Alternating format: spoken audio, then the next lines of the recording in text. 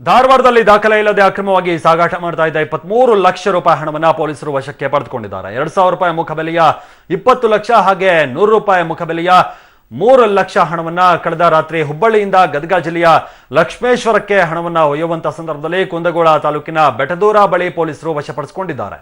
ಪ್ರಕರಣ ದಾಖಲು ಮಾಡಿಕೊಂಡಿರುವಂತಹ ಕುಂದಗೋಳ ಪೊಲೀಸರು ಅಮೀರ್ ರಾಮ್, ಅರವಿಂದ್ ಹಾಗೆ ಪ್ರೇಮ್ ಸಿಂಗ್ ಎನ್ನುವವರನ್ನ ವಶಕ್ಕೆ ಪಡೆದುಕೊಂಡು ವಿಚಾರಣೆಯನ್ನ ನಡೆಸ್ತಾ ಇದ್ದಾರೆ. ಓಕೆ, ಇದು ಧಾರವಾಡದಲ್ಲಿ ಸಿಕ್ಕಿರುವಂತದ್ದು. ಏನೀಗ ದೃಶ್ಯಗಳಲ್ಲಿ ನೋಡ್ತಾ ಇದ್ದೀರಿ, 3 ಜನ ಖದೀಮರು ಅಕ್ರಮವಾಗಿ ಸಾಗಾಟವನ್ನ ಮಾಡ್ತಾ ಇದ್ರು. ದಾಖಲೆಗಳಿಲ್ಲದ ಹಣ ಇದು. 23 ಲಕ್ಷ ರೂಪಾಯಿ, 2,000 ರೂಪಾಯಿ ಮುಖಬೆಲೆಯ 20 ಲಕ್ಷ ಹಾಗೆ 100 ರೂಪಾಯಿ ಮುಖಬೆಲೆಯ 3 ಲಕ್ಷ ರೂಪಾಯಿ ಹಣವನ್ನ ಇವರು ಯಾವುದೇ ರೀತಿಯಾದಂತಹ ದಾಖಲೆ ಇಲ್ಲದಂತ ಹಣವನ್ನ ಸಾಗಾಟ ಮಾಡ್ತಾ ಇರ್ತಾರೆ. ಕಳೆದ ರಾತ್ರಿ ಹುಬ್ಬಳ್ಳಿಯಿಂದ ಗದಗ ಜಿಲ್ಲೆಯ ಲಕ್ಷ್ಮೇಶ್ವರಕ್ಕೆ ಹಣ ಒಯ್ಯುವಂತ ಸಂದರ್ಭದಲ್ಲಿ ಕುಂದಗೋಳ ತಾಲೂಕಿನ ಬೆಟದೂರ ಬಳಿ ಪೊಲೀಸರು ಈ ಹಣವನ್ನ ವಶಪಡಿಸಿಕೊಂಡಿದ್ದಾರೆ.